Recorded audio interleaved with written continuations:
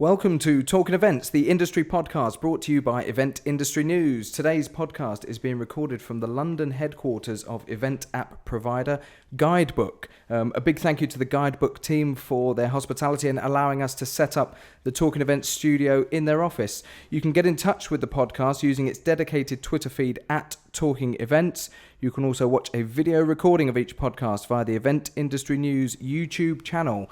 Let's welcome today's podcast guests. First of all, Wayne Morris from Guidebook. Morning to you. Morning. And Jonathan Douglas from iBid. Morning, Jonathan. Morning. Today's topic, gentlemen, is event technology a distraction? Let's begin, before we dive into some deep discussion, let's begin with a couple of paragraphs that were written by Jessica Levin, President and Chief Connector at 7 Degrees Communications. This was on the eTouches blog. So let's begin with this and see what we think of it. Technology often dominates the world of events today. Beyond standard audio-visual installations, there is often a social media feed being used or a mobile application for an event. In some cases, there is an interactive game or the use of audience response systems. In today's world, technology tends to make its way into events one way or another. However, we as an industry have a lot of discussions about the value of face-to-face meetings and the importance of connecting and having conversations with others. Then we introduce technology that reduces the amount of conversations and often moves them online. When you look at it that way, you get the feeling that technology detracts and distracts from the goals of many event organisers. Do you end up connecting more people or less people by using event technology? So what do we think? What are our initial thoughts? Wayne, come over to you. Sure. Yeah, I mean, it's in many ways, it's a very fair point. Technology is something that is evolving very fast within every industry, and the events industry, being one of those. When technology evolves fast, what you find is a whole load of providers in the marketplace looking to provide solutions. The challenge there, of course, is that you have a number of different solutions that you're trying to meld into one event, and that's really challenging. What we see and what we're very focused on is the fact that the mobile phone is becoming ubiquitous, certainly in the Western world, and we see that as a huge opportunity to get much more out of events. And in fact, we think we're living in a day and age where technology is going to facilitate much greater return on investment for anyone that attends an event or puts on an event. The big challenge is how do you ensure the technology that you deploy is actually really effective at achieving your goals. So one of the really big challenges up front that I would that I'd put out there for event organisers is what is your goal of your event? What are you trying to achieve? And if you're clear on that, you'll have a much better idea as to which technology you should deploy to achieve those goals. And the answer isn't every single technology. The answer is I have a goal, and this is what I want to. This is where I want to get to. I'm going to do the right amount of research to determine which of the solutions that are in the marketplace are right for me. And that's a really nice start point. Perhaps we should look at it chronologically. People come to an event that is work related, but through the use of mobile phones, which, as you said, Wayne, they're becoming ubiquitous, people are actually staying in touch with their day-to-day working responsibilities whilst they're also perhaps attending an event that is work related. So how do we actually disengage them first of all from the day-to-day work, and do we need to disengage people to an extent before then trying to amplify things with event technology? Yeah, I think if we look at that article, do we make useful conversations and have we changed them? We certainly have, and technology certainly has done that. We, like you said, we go to these events these days, we stay in touch with our day-to-day activities and the conversations we're having through emails and business as usual, yet still trying to break new conversations and relationships with individuals at these events.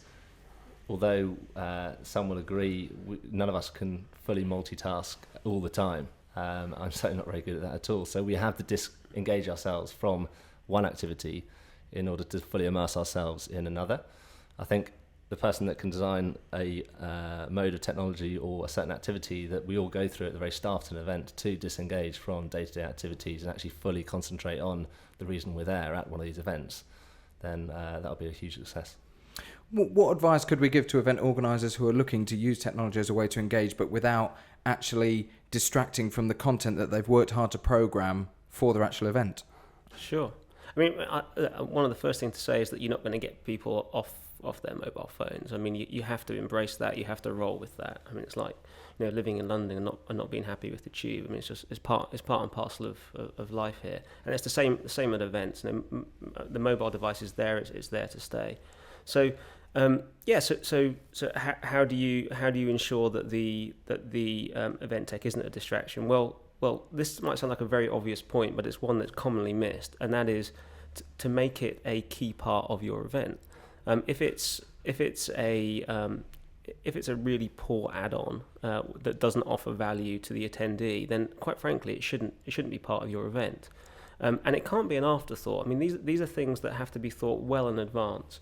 I see countless amounts of events that, and it's getting better, but I mean, I've seen countless amounts of events that deploy an app, for example, because their nearest competitor deployed an app. And when I sit down with the event organizer and ask them, why was it that you deployed an app for your event, I'll get pretty fluffy answers. And these are discussions that I'm having because they told me that they want to deploy our technology for it to be a better experience this time around. But quite frankly, it doesn't matter whether you're using Guidebook or whether you're using somebody else. If you haven't thought about it up front and you haven't integrated it with your event, you're going to get the same result. So, I mean, thinking long and hard up front about what you're looking to get as an ROI is really key. I would start there and work forwards from that point. It's interesting that you mentioned apps, but we're really dealing with things on several different levels and several different forms of media, essentially, aren't we? Through one device. If we use the mobile phone as an example, there are lots of different streams of media that can come into that device, and perhaps we need to look at those individually. We've got apps, we've got social media, we've got emails that are coming in. I think emails arguably are the biggest distraction for somebody who is continuing to try and stay up to speed with their day job whilst attending an event. So if we're breaking it down, how would we address the issue perhaps of emails first of all, Jonathan? Where would you go with that one? I think the thing we're talking about here is the one device. I think the way people go wrong is trying to provide many devices that all do different things at an event. If we embrace the people that, like Neil said, that people are still going to use their phones at these events, of course they are. We're going to get someone to completely put down their phone for a number of hours or a whole day. Then just stick to that one device and actually get them to participate in that particular event through their mobile or through the device they already have, rather than trying to engage them in another platform, be it an iPad and something else during the event. And that way you keep them focused. Yes, of course they'll get distracted throughout at certain points, but you can re-engage them through that one device rather than trying to get them to switch to something else. In terms of emails, I don't have the answer to that. I think it's extremely hard. emails is the hardest thing to disengage from. We constantly check it every single minute of the day. I think at the end of the day you have to embrace that people are going to look at them and they see them with great importance. I don't think there's an obvious way that you can get people to totally switch off from emails, apart from giving them natural breaks throughout the session on a regular basis where they can have downtime to address their needs of their everyday business. Do we need to make it easier for people to engage using technology, but perhaps bombard them with less information when they go into an event? We've got hashtags, we've got Twitter handles, we've got Facebook pages, we've got apps that can engage on all of those different social media platforms plus email. Do we need to actually just refine a little bit, as organisers, the information that we're giving to people? Yeah, completely. I mean, without question, the answer to that question is absolutely yes. One of the things that the mobile phone brings is this central house of information that can be disseminated to attendees, and I think we need to recognise that attendees are busy people and they'll be doing many different things at the event. They'll be obviously face-to-face networking. They'll be following up on those contacts. They'll be checking their emails, but they'll be obviously doing a lot of things at the event. But they're not going to be, because they're at the event. Our approach shouldn't be, and our attitude shouldn't be. They're going to be. They need to be completely engaged with the event throughout the whole time that they're actually at the event. I mean, that's just not a healthy way to look at it. That just isn't what happens today. However, what technology can bring is some insight into what happens actually at events, which at the moment, if you're not deploying technology effectively, you're running pretty blind. And what I'm getting at here is, we know when people are sharing contact cards at events. We know when people are doing this networking. We know when people are engaging at events. We can see those timelines through technology. And without tech, you're flying pretty blind. So where there are low engagement times, that's where we can expect and be comfortable that people are leveraging their email. We can't expect them not to be. But when we want to get them re-engaged, once again, we can leverage technology to make that re-engagement a reality. And one of the ways you can do that through the smartphone is through push messaging. And once again, that's a technology that has been overused in many events that I've been to. But when you think about it up front, you think about it long and hard, you can be advised as to when the right time is to send those push messages, so you can get people re-engaged. So I guess there are levels of engagement that you're going to get at an event, and you can leverage technology to determine when you want to get people really re-engaged. So for me, I don't think we should be fighting against this wave of people using email. It's not going to go away. But I think what we should be doing is using technology to be much smarter about the way in which we engage with our attendees. Sorry, Jonathan. Yeah, I think it comes down to setting a level of expectation. So we can't expect people to engage 100% of the time throughout a day. But like Neil said, you can expect them to be engaged at certain times. I think where people go wrong is they expect the former. So they expect people to be constantly engaged with the technology that you provided for the event. But through the careful design of an event, so you're taking a step back and giving people certain downtimes or periods of low engagement where you have breaks and things, then I think your expectations become more realistic, and therefore the productivity of those sessions where they are engaged goes up tenfold. In terms then of the actual training of organisers' knowledge and their own experience, let me read you something. This is from a couple of years ago, and I'm interested to see what your thoughts are on how things have progressed from July 2013, and this was a summary article written by Conference and Incentive Travel regarding a panel discussion that took place at that year's meeting show. And I'm going to quote you from a guy called Jan Jaap Indemauer, founder of Masters in Moderation, who was part of that panel discussion, whose opinion at the time was that 90% of technology is useless at events, not in general, but at that point in time. He stated that in his opinion, technology is here to stay, but we have to learn how to use it in order to make it beneficial and successful at our events. So that was a couple of years ago, and it's a bold opinion to say that 90% of technology being used at events at that time is useless, but is he making a fair point in that there's so much out there, we haven't really quite got used to it all yet, and there is still a level of education and knowledge to be developed before we do get around to deploying it properly? I'm not sure I agree with that. I think if you have to learn a technology in advance of an event, then the technology and the design of it has failed. Never would we expect at iBid we provide a fundraising mechanism through which charities raise more money at live events. We would never expect someone to learn how to use the iBid app before actually coming to that live gala dinner or anything. So I think the technology itself has to be designed that it's so intuitive and so simple to use that it doesn't need to be learned. It can just be picked up and straight away people know how to use it. There is, though, a learning curve, though, to people who maybe haven't used an event app before. When they come to an event and they are perhaps bombarded is too strong a word to use, but there's a lot of information that's advertised to them and they're told, right, download the event app. If they've not used one before, there is inevitably a learning curve. So instantly we're distracting from them. So as intuitive as we try and make it, do we have to accept that certainly for the next few years, people are going to be developing this as a new way of going to an event?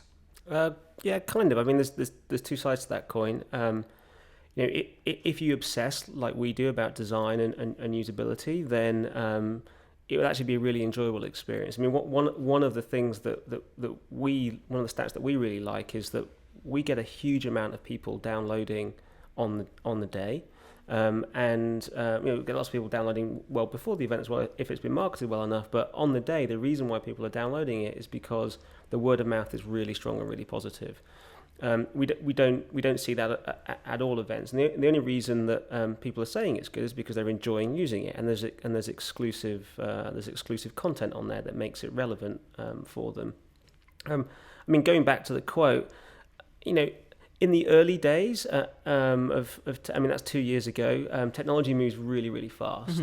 And this is something that is really important to bear in mind. I mean, I would almost dismiss that quote out of hand now. I mean, like 2 years is a very, very long time. We've deployed 20,000 times in 2 years. There's 20,000 lessons that we have learned through that process. So, your guy in question may have had a point. I think it holds less and less water as every day passes, because we're learning as we go. And absolutely nothing is perfect, and we're probably never going to reach that panacea, but we are going to learn along the way, and things are going to get better as they go. So for me, like, embracing technology is really the only option, and ensuring that you leverage it to the best you can for your event is really what people should be focused on. When we talk about embracing technology, in your experience professionally, both of you, are you working with event organisers of a certain type who have embraced technology? And are there a lot of event organisers or companies out there who work in certain sectors where perhaps event technology or technology of any sort isn't as prevalent, and thus they're the ones that are a bit more difficult to actually bring forward and get them to accept that this is now part and parcel of organising an event? Yeah, some absolutely get it. And if you take our client base as an example, charities are typically quite slow on the uptake of anything new and very adverse to change. Trying to get them to switch from using pen and paper for a silent auction or pledge, which has worked for years and years, to technology to facilitate it in order for them to raise more, is extremely difficult. But the scale of charities is huge, and actually the ones that get it and now use it at every single event would never look back. There are some that will probably never go down the route of using technology, and we just have to accept that. And there are some that are sat on the fence and still using a combination of the two. So, but I have no doubt that in the next couple of years, given things are moving so fast, that they will all catch up, and that eventually they'll all be using technology.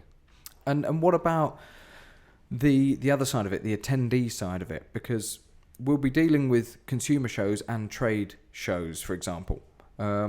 What's the difference in deploying technology for a consumer-faced event and a trade business-faced event? How would you address those as two different entities? And ultimately, what are we looking to deliver to the attendees of those two different types of audience? Sure. From most of the I'm not sure the actual percentages, but most of the events that we're involved in are business to business, and there's a high focus on security in terms of the data. There's a real high focus on capture of relevant information in terms of which seminars people have attended and so on and so forth, and obviously a high focus on networking, because that's one of the key measures of return for the attendee as well as the exhibitor. So. As well as the event organizer. So there's a huge focus around ensuring that we can facilitate all of that. And that's a big focus for us as a business. The other thing that's different about business events for us is quite frankly their scale from a volume perspective. So most businesses have one or two large events that they'll run a year, but they will also typically run, depending on what you call an event, hundreds of events through the year. And one of the big frustrations that we hear in the marketplace is they want to deploy technology across all of their events because they recognize the value, but they can't do it because the cost is too high. We found this to be we see this as a really big opportunity for the businesses as well as ourselves. And actually it's very rewarding, when someone goes from deploying technology at one big event to saying, actually, that one big event that you deployed that technology at and you spent that kind of money on, well, wouldn't it be good if you could get the kind of insights and return and feedback that you got at that large event at all of your smaller events? So we've been really cheered by the fact that a lot of our clients have been deploying us at scale across all of their events, and it's brought a brand new dynamic to the way in which they look at events and meetings, which I think is a real fillip for the industry. On the consumer side, it's much more about an engaging and experiential experience. And large consumer shows. We recently did the Gadget Show live in NEC in Birmingham. that was an event that previously didn't have an app, and obviously as a tech event you need to have one. Slightly ironic there. Yeah, slightly ironic. But very quickly we were able to take them from paper to mobile in no time. But that's that kind of deployment has completely different considerations. But the net effect is that the users ended up having an app for the very first time. Jonathan, you've got a very consumer focused audience fundamentally, haven't you? At iBid. Yeah. A lot of it is organiser focused. Obviously, when we're looking at how to engage and how to use it sensibly, but what is in it for the attendee in terms of tech at an event? What is an attendee going to get from engaging with the technology that's there that they wouldn't get from the content that's being programmed for them anyway? I think it's to help themselves walk through the process of the day or the event much easier than you would normally. Great example for us is award dinners or ceremonies that have a very different consumer base to your typical charity fundraising event for the likes of UNICEF or Marie Curie or Great Ormond Street Hospital. Award dinners where typically you're there to win an award, and typically people haven't thought of them as fundraising experiences or utilising fundraising technology at an event like that. But over the last few years, we've seen at least 250% growth in the number of awards dinners we're doing. Yes, technology, when we apply it to an event like that, is a distraction because obviously there's a lot going on with entertainment and the awards themselves.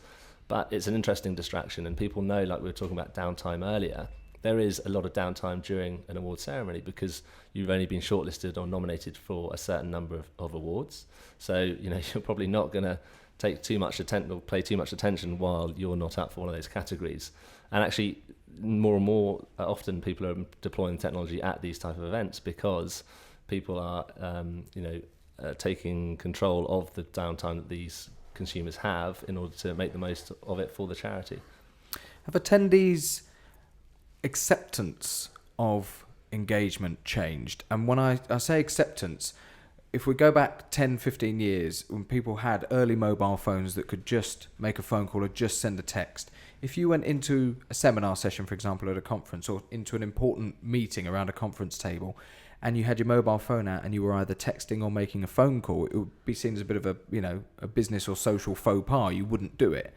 Now we're actually actively telling people to have their devices out and engage on certain levels. So have the attendees' opinions and acceptance of what is socially acceptable at these sort of events changed and evolved, perhaps without them even knowing? Yeah, dramatically. Without question. And I think people fully expect people to be on their mobile phones and are conscious of it in actually quite a good way. I mean, like a speaker can no longer stand up and give a pretty crappy presentation and expect to get away with it. People are going to be tweeting about it there and then, right in front of them. And as a speaker myself, that's that adds a new edge to when you're on stage speaking.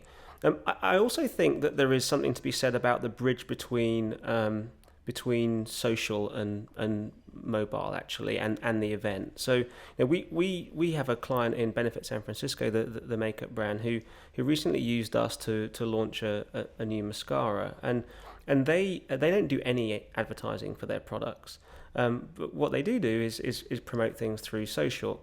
They had a pop-up bar here in Soho where they wanted to promote the launch of this new mascara. Well, to get people to that bar, they wanted to have a bridge between social and the event itself and the product, and they used the app to do that. So through the app, they could promote the product, promote prizes, get people to book things at the event, and then and also research the makeup artist and so on and so forth. They found out everything that was happening at the event through the app. So it was this bridge, because ordinarily there would have been some kind of vacuum between, okay, I've learned about this on social, I need to get to the event. How can I, as the attendee to this event, how can I engage with how can I take that extra step to engage with the event without actually being there? So the mobile device helped them do that, and they knew obviously their audience is it's something like 96% on an iPhone actually, 25 to 36 year old women. So for them it was an integral part of the whole process. They knew it was an opportunity to bridge the divide between social and the actual event. And what we saw with that for one of the very first time, I mean, a really wonderful exponent of an event was they were getting significant downloads every single day for a good 6 months, and at the weekends when it was high, they were getting hundreds of downloads. This was an event that lasted something like 6 weeks in Soho, went on the road for something like 4 weekends, but over a period of 6 months, they're getting literally thousands of downloads and thousands of interactions with their app on the phone. So, a really, really smart way of bridging the gap between social and the actual event, and keeping an event, or getting an event alive before the event starts, keeping it really buzzing whilst the event is going. And by the way, the event is pretty much over now, and we're still seeing downloads today. So, that's a really powerful exponent of leveraging technology for a pretty unique event. And they came at it quite differently. I mean, they didn't look at the event as this event that we're putting on to promote something. They saw it as an experience that they wanted to. They thought they could leverage their network to drive people to engage with their brand. They executed wonderfully. One of the best executions I've ever seen. So there's an example where it's become very acceptable and very accepted by the audience to engage and use their devices before, during, and after the actual event itself. Jonathan, in your experience and with your audiences, and in that particular marketplace as a whole, are people accepting it? Is it okay to use your phone at an event in your particular sector? It is if there's a particular reason for using that technology. We don't deploy the technology to every single event because it's simply not right. And sometimes we have a variety of technology. Some is mobile based and some is tablet based. And actually one of the benefits of tablets is that you keep people focused just on the tablets themselves, rather than that in a dinner or a gala dinner that's quite smart. People getting their phones out and immediately changes the atmosphere of the room and looks quite rude. Keeping people focused just on a tablet for the fundraising of the night can be extremely powerful to the amount that's raised. Your point that you made a minute ago about mobile, I think when it is acceptable to use a phone, keeping it as simple as possible and taking it one step further back. My favourite phone to date is still a Nokia 3310 when it had Snake 2 on it. We fully utilise text messaging all the time these days. I think the latest stat is that 95% of text messages are opened within the first 2 minutes of you receiving it, which is extremely powerful, whereas emails perhaps will sit in your inbox for a number of hours, especially if you're at a busy event. You're more likely to read a couple of texts that come straight through. So using the simplest form of technology, which is still the text message, although slightly more expensive than sending emails, can be extremely powerful, rather than just thinking about using social and using apps and using everything else, through which people get a bit confused and there's so much going on. I think if there is push notifications and you want to keep people really engaged at certain points, then still think about using the text message. Wayne, would you go along with that? SMS, MMS, text messaging as a way to keep people engaged rather than email? We were talking earlier about email and people trying to stay in touch with the workplace via emails on their devices. Is that then one solution for an organiser then to perhaps eliminate emails or additional emails going out and use things like text messaging if, as Jonathan says, the stats are right and people are opening them within a couple of minutes of receiving them? Yeah, maybe I don't have the stats on that. That's quite interesting. I mean, maybe there's a renaissance in text messaging around the corner. I don't know. I mean, I don't know how many apps I've got on my device. It's far too many. But I routinely go through and turn on and off notifications. I think what's really important here is that, and I think things are going to settle down in the world of apps. I think what's really important here is that event organisers leverage the opportunity they have to push messages in whichever form they choose, sparingly, and they do it in the right way. I mean, I think bombarding anyone with with messages that are not well thought out and the volume being too high is bad for everybody, whichever channel you use. So for me, the big thing is think long and hard about what messages you're going to push out there, when you're going to push them out, and what you're going to say, no matter the channel. Now, when you say when to push them out there, that's a very good point, because before we started recording today's episode, I was thinking to myself about email alerts that you'll get when you go to an event. And I've been to events before and trade shows and conferences where during a particular seminar session, I've actually received an automated email newsletter from the organisers of that particular event. So somebody has actually agreed or pushed a button to say we're going to send an email out to people whilst they're actually sat in a conference session, thus distracting them from the content that probably another department has worked hard to program. So is it an example of perhaps some departments not talking to each other, or people not communicating, or people not planning correctly? Yeah, potentially. I mean, we know that, any time between 7 and 11 in the morning is a really bad time to send out a push notification at an event. And the main reason for that is that people are getting into the event, they're choosing to network, they're doing all of the really proactive. I'd argue that actually a lot of the ROI that they're getting, if you're measuring around network connections, is happening between like 7 a.m. and 11 a.m. in the morning. So bad time to send out a push notification. Pre-lunch, post-lunch, towards the end of the day, probably a little bit better. So I think there's data there, and I'm sure Jonathan has some as well, that will tell you and direct you as to when the good things are, when the good times are to send stuff out there. If the guys don't have that data and they're just throwing things out there willy-nilly, then more the fool them for not looking at that intelligence. In terms of your experience of that and interactions post-event, I mean, is it something that you deal with a lot, and does it happen? Yeah, I think like the point I mentioned earlier about the planning of an event, not just the planning of the actual event, but the way you're going to engage with people and when you're going to engage with them is equally as important as just putting on the event itself.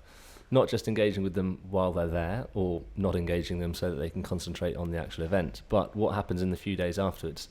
We all go to these trade shows and conferences and events where you get bombarded for the week afterwards from suppliers that you've met and people you've bumped into.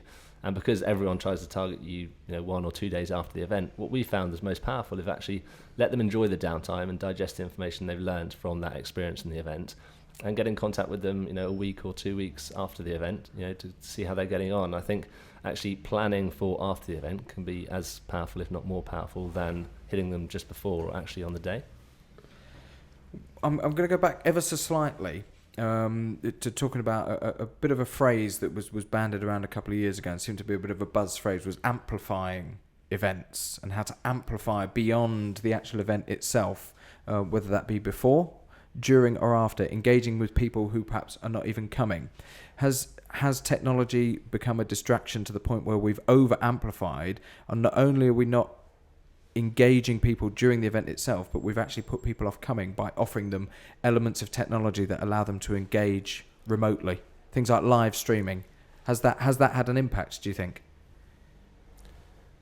I don't know. I mean, I thoroughly, I'm a technologist. I thoroughly enjoy being at events and meeting people face to face, and I don't think there's any substitution for that, and I don't think anyone should try and kid themselves that is the case. I mean, events really are a wonderful thing that are only going from strength to strength.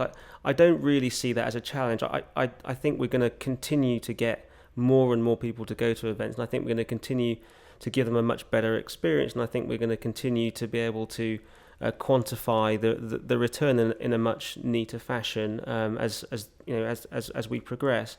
I really don't see that as a challenge. I think it's great that people can actually engage with events when they can't make it. There are people genuinely cannot make events that are on a different continent. They can't afford it, but they want to be part of it, and they want to see it. My view is that technology enables that, and I think we should embrace that. I mean, it's one of the beautiful things that technology does allow. I think I'm following Periscope quite carefully at the moment. I'm not sure if either of you are familiar with Periscope, but it's live streaming, and it's especially used at concerts and gigs. You simply turn on the camera on your phone and it live streams it to all your followers that are watching online, and you can see the number of your followers ticking up as you stream your content. So it means you could watch, I don't know, a One Direction or whatever music you enjoy concert from the comfort of your own home, but still get exactly what's going on live in the arena at that time. I think we are perhaps in danger of going full circle, which is we go to these events and you especially see it when you're with friends or whatever, and people end up taking photos or living an experience through their mobile phone. Very rarely when you're at a live event, especially music concerts, do you put your phone in your pocket and just actually enjoy the atmosphere and what's going on around you. You're taking photos, you're Instagramming, you're Snapchatting, you're on Periscope, you're on Twitter, you're on everything else, Instagram, that's going on as well. I think it's quite nice sometimes just to put your phone away and actually enjoy the reason you're at this event, which is to enjoy the experience and exactly what's going on around you. So I think we will find a balance. I don't think we're there yet. There's a lot more apps and things coming out like Periscope, which enhance and engage people that aren't at the event, and I'm certainly for that. I think it's great that we can spread the word and what's going on, for example, at the O2, when there's only 100,000 people there to thousands and millions more that are online. I think that's great, but I do think that we'll go a full circle actually in a few years' time, that there'll be a certain element of people that are pushing, people putting their phones away and just enjoying the atmosphere, the unique atmosphere that those people in the arena are privy to. And on the subject of Periscope, according to TechCrunch, 10 years of content is streamed daily on Periscope. Since its launch, roughly 380 years of content has been watched by its users on Periscope. So you're right in saying that it's becoming a powerful tool and it's something that people are using. When we're going back to the basis of today's episode, which is technology becoming a distraction? Is the distraction more likely if organisers don't tailor the tech towards their objectives? Where do they start deciding what tech is best for them? So I think as we move towards rounding up today's episode, let's look at some advice. So how do people start by deciding what tech is right for them to make sure that they're not creating something that is a distraction from their main content? Sure. So one of the easiest places to start is literally around how sustainable somebody wants an event to be. Think about the environment. Think about whether you want to have paper flying around, and think about whether that's something that's important to your organisation to be partaking in. Very basic way of looking at it, but actually it's a fundamental reason to leverage technology. Beyond that, it's really all about what is it that I'm trying to achieve. Do I literally want to just do I recognize that I have an audience that's leveraging this ubiquitous device, and does it make sense for me to engage with them on it? And if the answer to that is yes, then you should be thinking about what technology you can leverage on that device to engage with them. Beyond that, I would say my advice would be, if you haven't done this before and this is your first foray, then absolutely walk before you run. You've got much more to lose if you try and run before you can walk. And I have seen catastrophes where people have spent a lot of money and a lot of time, and quite frankly put their careers and potentially businesses on the line by executing very, very badly. And I've seen that across all industries. Actually, my background is not just in the events industry. I spent 20 years doing other stuff, all with tech. But for those that get it right, it can catapult both them in their careers, but also their businesses. And my advice would be absolutely walk before you can run. I'm sure you run more than one event. Take that first step in the evolution, take the lessons and iterate. It's much easier to take that approach than it is to just try and have something that's all singing, all dancing right off the bat. Jonathan, advice to organisers, where do they start to make sure it doesn't become a distraction? For me, it's thinking about 5 things. One is the return on investment, so what you're getting out of the actual technology you're using. 2 is carefully think about in advance of the aim. Why are you using that? Is it financial benefits? Is it engagement? Is it awareness? And what are the reasons for using it? 2 is the content. Think about what content you're going to put on the technology that you couldn't put elsewhere. And actually, if you couldn't put it elsewhere, then what technology is it right to put on? Not all technology is the same. We all have our unique selling points. Otherwise, you wouldn't have a number of providers out there. 4, think about the service. The service that goes with the technology. You can't just implement technology into an event and not think about the service. Be it online, be it through the app, be whatever it may be. At the actual event. And then 5th is planning. Planning is the absolute key to all of it and everything I've mentioned. So in advance of the event, the technology, make sure you're using the right one at the right price, what you're getting out of it at the end, what happens after the event, what happens at the event in terms of, like we talked about, push notifications and user engagement. So for me, following those 5 things, return investments, thinking about the aim, thinking about the content, the service and the human touch as well, which is absolutely key, which some people ignore, and also it all comes back to planning and having a careful plan in place. Excellent. Gentlemen, Thank you very much for your time today. We thank Wayne Morris once again from Guidebook. Thanks for joining us. Pleasure. Jonathan Douglas from iBid. Jonathan, good to have you back on the podcast again. Many thanks. You've been listening to Talking Events, brought to you by Event Industry News. If you want to get in touch with us, if you've got an opinion on today's podcast, tweet us at Talking Events. You can also watch a video of this podcast on the Event Industry News YouTube channel.